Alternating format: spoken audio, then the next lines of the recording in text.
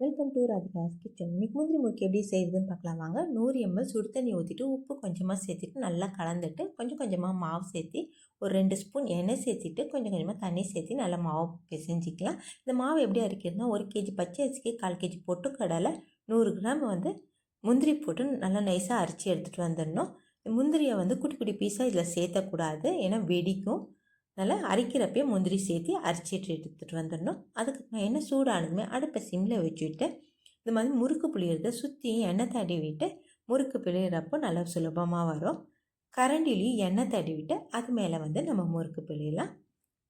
எந்த சைஸ் வேணுமோ அந்த சைஸ் நம்ம முறுக்கு புழிஞ்சிட்டு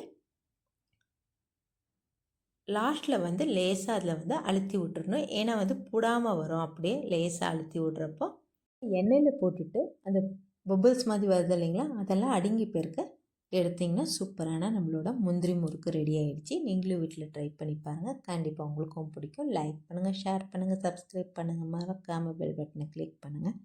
நன்றி, வணக்கம்.